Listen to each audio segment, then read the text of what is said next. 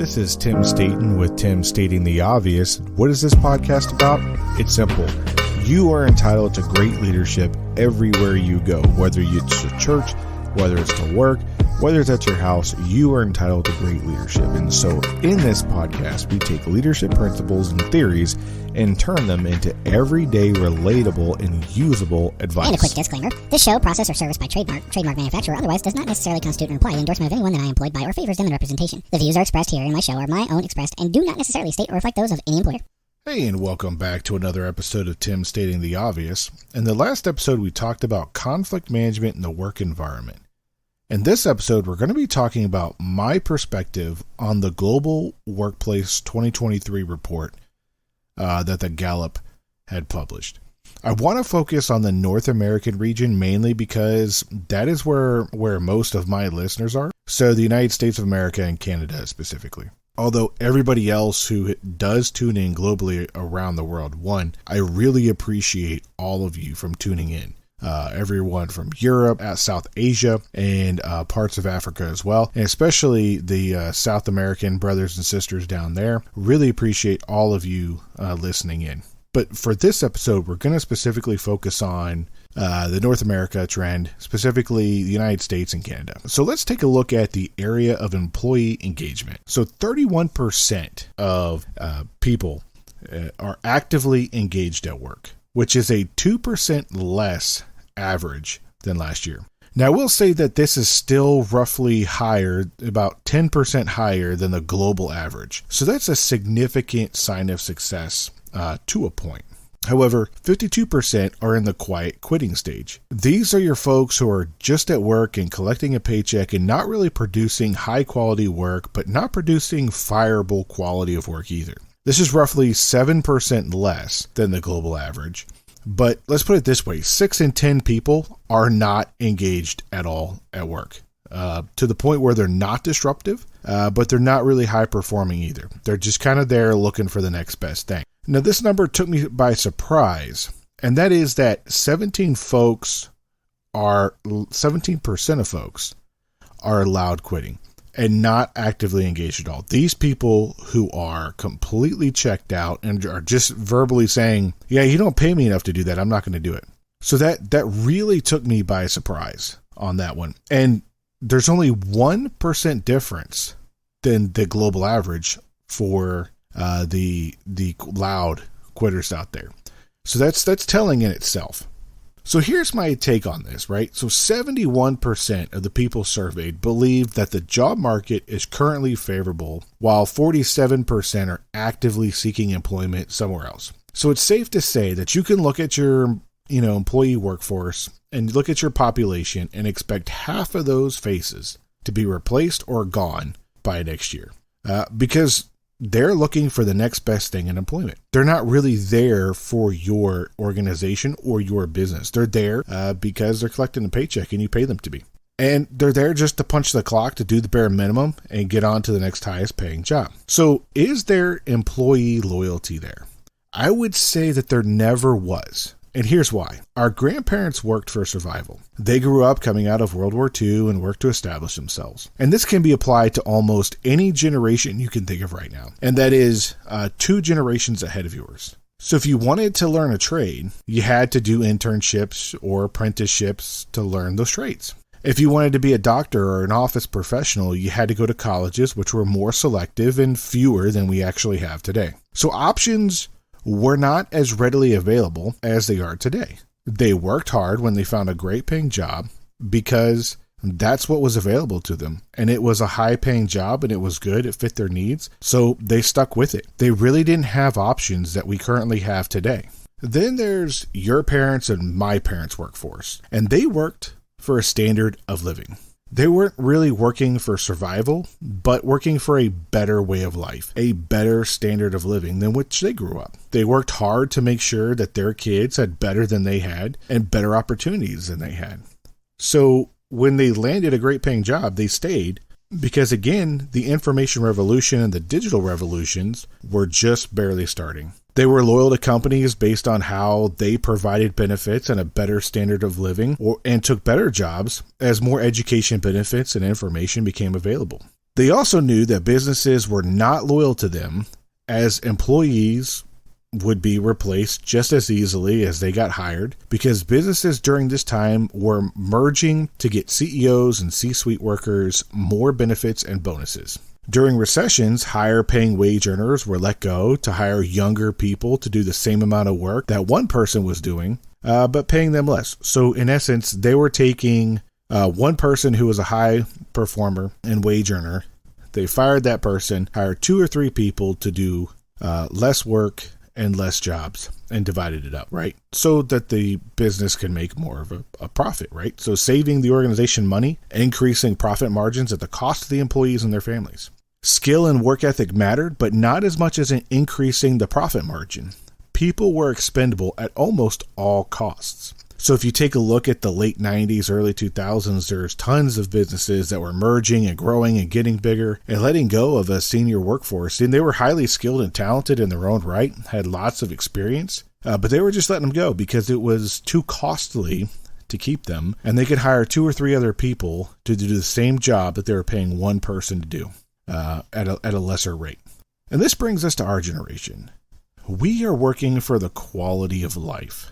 Right? So the generation before us had already established the standard of living, the way that we should live, the baseline for what is acceptable for quality, the baseline for having either a nice apartment or a nice house or whatever it is that we say that this is the basic standard. That generation secured that. And we fell in on that, and they gave us a step up from where they were, just like the generation before them gave them a step up. So we're currently stepping up and stepping up. But what we're really working for is quality of life. Our survivability is secured. Our standard of living is established. And now people work for the quality of life. Literally anyone. And I mean anyone. If you graduate from high school, you can go to any higher education learning.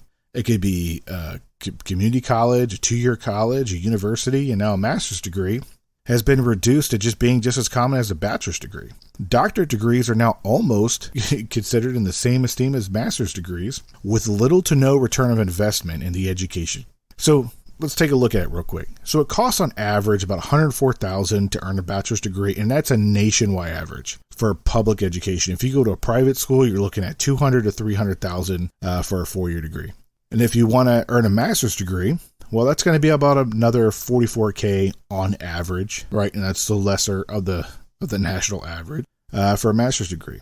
And then, you come out of that with $144,000 worth of debt.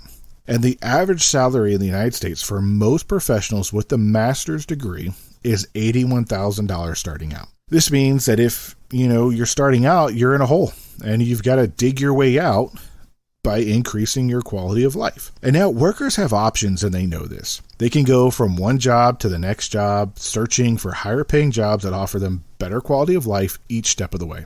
Oftentimes you can make money on the side with social media, drop shipping, woodworking, you name it. There are tons of extra ways that people have figured out how to earn extra income and extra money. So people now are looking for what's the best quality of life and jobs that support their quality of life. So people are not working for a living, or they're not living to work. They're not working to live. They're living, and work supports their life, right? So how is it that we can find the best job that supports our quality of life without impeding upon that?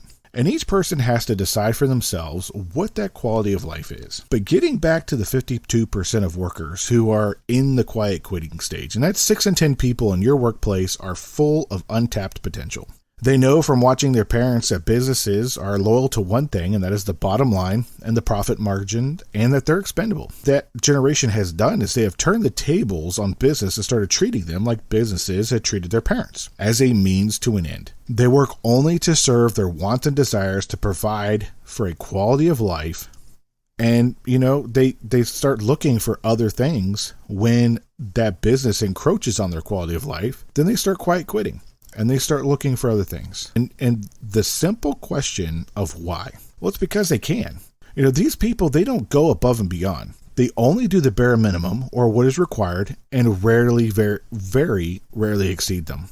So this creates a workplace where you have roughly 30% who love what they do and other people are doing the bare minimum. And you're going to have a work environment where 30% are going to go above and beyond and excel at everything they do because that's natural to them and that's who they are. The majority of these people are going to do the bare minimum, and that adds to the collective stress on the top performers because they often pick up the slack for the betterment of the organization, for the betterment of the team, for the betterment of the business. And we're going to talk about stress in part 2 of this series. So I'm not really going to go into it too much right now. So the question is, how do we get after increasing employee engagement in the workplace and turn back the tide on quiet quitting to gain more engaged workers? I caveat this by saying that the U.S. is number 2 in the world in engaged workers. So we must be doing something right. When 52% of the people who are quiet quitting they were asked, what would you change about your workplace to make it better? And this was their response. 41% said they would change the engagement culture. So in my opinion, what this is really saying is this is directly related to the positive engagement and involvement of managers and leaders in the workplace. Those with higher levels of engagement and leadership have more engaged employees, and the employees care more. We've talked about this before in a previous episode, so I'm not really going to dig deeper into that right now, but it's very relational. 28% said they need better pay benefits. This is relational to the quality of life that we talked about. People want to feel valued and feel like the organization they work for cares about them. And they care about people holistically, not just transactional employees who are mindless drones who show up to work. I mean, honestly, pretty soon we're going to see people being replaced by AI and robotics, and we're starting to see that more and more. So people know that they have intrinsic value and they want to be treated better like they have intrinsic value. Then 16% stated that their well-being was a major reason for not being more engaged. So stress is an enormous factor in countries where they're more engaged employees. So for example, in the World Report, Southeast Asia is number 1 now with the most engaged employees, but they're also number 1 with the most stress as well, based off of work and work performance. So those two places go hand in hand, whereas you have in Europe, they're not as engaged in the workforce. However, their stress level is the lowest in the world as far as employee workforces go. So they have a trade-off there where they said, well, we want to reduce stress and focus more on less stress, and that has a direct payoff to not having as engaged workers.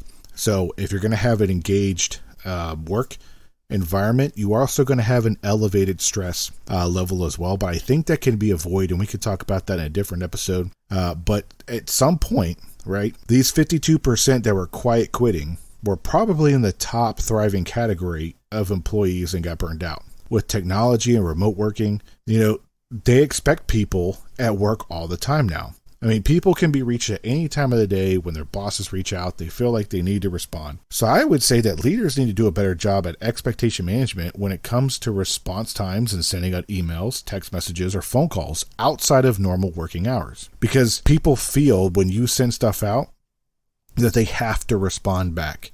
It's just kind of this natural push and pull within the workplace that, oh, my boss is wanting this from me, so I must do this in response. And I need to do it now because he sent it to me now, so it must be urgent. So as leaders, I think we really, really need to check when we're sending stuff around work hours and during normal work hours as well. We all know we're going to work, especially if you're a leader, outside of normal working hours. You got stuff you got to do. Write it down, prepare that email, send it out to be auto-sent during normal working hours. Now, again, the number that took me by surprise is that 17% of the folks who are loud quitting are not actively engaged at all. Again, there's only 1% difference in the global average. And unfortunately, but fortunately, the loud quitters are disruptive to the workplace environment and the organization. This often leads to them actually being fired. However, they most likely qualify for unemployment benefits and severance packages, and in many cases causes the businesses more money when they get fired. This increases the overall stress on other workers as well. It destabilizes teams and adds to confusion and chaos. Letting this group of people go is probably the best way to move forward. There is very little that you can do once someone reaches this category to bring them back into the fold and get them into the thriving at work category. They have already checked out. They're only there because you haven't fired them yet and you're still paying them. And they haven't found anything new yet. So very interesting category, but I would say once you get the folks who are disruptive and in the loud quitting phase, you probably just got to let them know, let them go, which is also going to cost the business more money in the long run because you got to replace this personnel and everything else. Then you have to kind of do some crisis management, rebuild the team, and restabilize the team. So what can we do now that we know all of this? In my opinion, it's really simpler than you think. We need to get to know our people better. We need to understand what they want and quality of life and find a healthy balance between the needs of the person and the needs of the organization to thrive. I found in my experience that when you seek to get to know people and find their true motivations and passions, you can align that with how they can thrive at work. We can set realistic boundaries and expectations of work-life balance, and we must live by it and set the example. If we ask people to give us an honest, engaged 8 hours of work, then we need to respect the time that they have off during the normal working hours. I mean, obviously, depending on the level of responsibility and authority, there's going to be some exceptions to that. However, we need to honor it as much as possible. Overall, if we do a couple of these items right, then we're going to notice a reduced stress management level and increased engagement at work because they're wanting to come to work. They're not going to be as burnt out because you're respecting that time that they're off. And then while they're there, they're giving you an honest, engaged 8 hours worth of work, and you're getting the value out of them. And then they see the value that you have in them. So as always, I want to thank you for stopping by and listening to this episode, and I really hope you enjoyed it. Before we go, I would like to ask a favor of you if we could. If you could please share this episode with one or two people who you think might like this topic. If you haven't followed or subscribed or whatever platform you're listening to this on, please hit those icons so you know when we post another episode. If you got some value out of this episode, please leave a review or a comment so we can help spread the show with other people who might be interested in the topic but just haven't found our show yet. Again, thanks for stopping by. I'm Tim Staten, stating the obvious.